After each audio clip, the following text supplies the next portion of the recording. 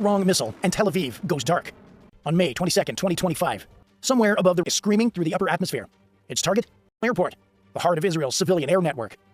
From a mobile launcher deep had been fired hours earlier. Launched in near total silence, provocation, just a sudden trajectory west toward the Mediterranean coast. Alarms blare. Pilots sprint to their jets. Air traffic controllers order emergency vanish from the radar as the sky turns hostile. But this isn't Israel's first rodeo. The system is online. Radar locked, interceptor armed for the night sky. And then, contact. High above the lights of Tel Aviv, a flash lights up the clouds. Intermissile never makes it past the skyline. And the message? This wasn't just a failed strike, it was a warning shot. One that Israel caught. Because what the Houthis thought was a power move turned a big mistake. The order was simple. At exactly 1:42 a.m., a crew of Houthis in northern Yemen powered up a mobile launch platform. Ben Gurion International Airport, Israel's busiest terminal. Thousands of passengers, civilian planes on high-value target designed to spark panic, headlines, and maybe even missile they used? Likely a Quds 3 or Syad variant. Mid-range, ballistic, possibly upgraded for longer flight time and improved accuracy. That's what the Houthis claimed. They also claimed it was hypersonic, but here's the truth. It wasn't. Military analysts confirmed it traveled at high subsonic or early supersonic speeds. Nothing close to hypersonic velocity. Another heuristic. Dangerous but not unstoppable. Still, the intent was deadly. This was an escalation. It came just hours after the Houthis launched 2 other missiles toward Israeli airspace, the Negev Desert. Now they were going bigger, targeting an airport in the heart of the country. And unlike previous, this time they aimed for symbolic destruction. A direct down flights, grounded commerce, and shaken Israeli morale. Because by the time that missile crossed over the Red Sea, the Israeli Air Defense Command had all red lights pinged the launch. Radar tracked its arc. This was no surprise. This was the third. And Israel, well, they were done waiting. Deep underground in central Israel, screens lit up in warning. One of them, an inbound ballistic missile moving high. Arrow 3 was already spinning up. Unlike Iron Dome, which deals with short-range rockets, and David's Sling, which handles, is built for one job: intercepting ballistic missiles in space. It's Israel's shield attacks, the kind you can't afford to miss. Developed with U.S. tech partners, atmospheric interception. Translation, it hits threats while they're still in space. Raw kinetic impact. Think bullet hits bullet. It wasn't just racing the missile, it was calculating impact, trajectory every millisecond. Above Tel Aviv, people saw the sky flash, but they didn't know what they were witnessing. AM high above Israeli airspace, the Arrow 3 found its target. 2 objects met at a close per hour. A brilliant flash lit up the upper atmosphere. Missile destroyed, debris vaporized mid-air. No impact, port shutdown. But that wasn't luck. It was speed, precision, and Israel's air defense network runs 24/7. Radars constantly sweep the skies. Every threat is modeled, simulated, and rehearsed. Because when your country is the size of New Jersey, you don't get seconds had just wasted theirs. What was meant to be an expensive fireworks show, burning out miles before it could even see the runway. The missile never had a chance. But the night, western sky, a distant explosion lit up silent lightning.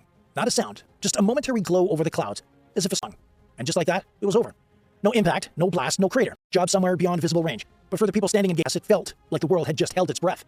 Security officers moved quickly. Just firm orders to clear open areas. Inside, the command officials confirmed the intercept. Phone lines buzzed with updates from the Air Force. Civil aviation Ben Gurion had narrowly dodged a direct strike. Suspended. For 2 hours, Israel's largest airport went silent. Runways and radar screens watching the dark. Not because they were hit, but because they weren't. Round 2. For the Houthis, the goal was fear, disruption, spectacle. They didn't count on was Israel's sky staying closed for threats. The Houthi missile didn't explode over Tel Aviv. It died far above it, some to trace. Roughly 100 kilometers above Earth, past the cruising altitude of a commercial airspace, Israel's Arrow 3 interceptor closed in. It wasn't chasing with brute force, constantly adjusting altitude, velocity, angle. Radar signatures from the Houthi projectile guidance system. Arrow 3 doesn't carry a warhead.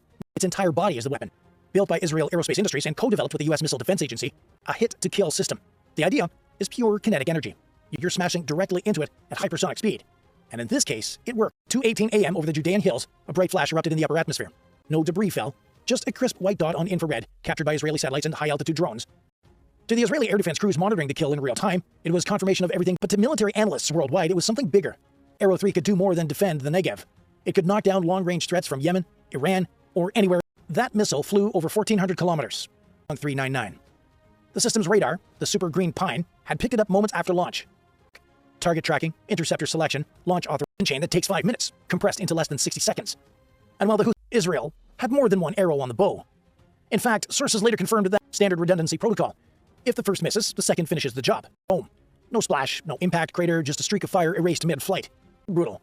The Houthis never even got confirmation their missile survived re-entry. Now they didn't just lose a projectile, they lost the element of surprise. The media moment and sonic claim. All of it, gone in a flash. The missile still gave the order, strike back. Not tomorrow, right now.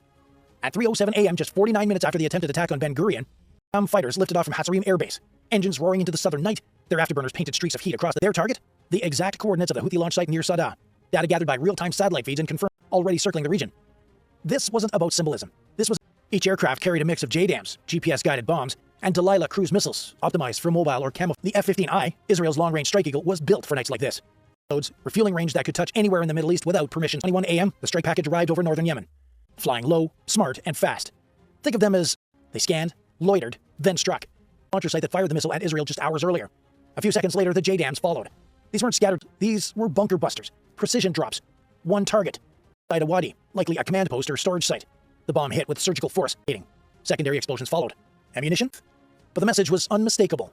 If you fire at Israel, they don't wait to see if you try again. Still waking up to the news of a failed missile strike, Israel had already launched, struck, and returned. Back at base, pilots debriefed, footage reviewed, targets confirmed. And in the hills of Yemen, the site that tried to blow it was now just smoke and heat signatures. By noon on May 22nd, the Houthis were all telegrammed, their official channels flooded with bold claims. Successful strike on Ben Gurion airport. A heavily compressed video shot with shaky footage of unrelated damage on the ground. The caption, the Zionist target. But here's the problem. No craters, no casualties, no smoke rising from Tel Aviv, and no flights canceled. Civil aviation resumed within hours. Passengers were delayed, not endangered. Reviewed the footage and flagged it immediately. The explosion shown wasn't from May 22nd. It was recycled, likely for Gaza. The timestamp didn't match. The background didn't match, and Israel's Ministry of Defense confirmed. No dairy infrastructure. So why lie? Because perception, if missile fails, you spin it. You claim success before the world notices the silence. You cause your bluff. But Israel didn't need to respond, and northern Yemen said enough. Arrow 3 isn't just a missile. It is a satellite killer dressed like a bodyguard. Aerospace Industries, in partnership with the U.S. Missile Defense Agency, tapped ballistic threats outside Earth's atmosphere. Dome, which blows up rockets a few kilometers from the ground. Arrow 3 hunts targets at the edge of one shot, one kill, no fragments, no fallout. The system relies on tech launches over 1,500 kilometers away.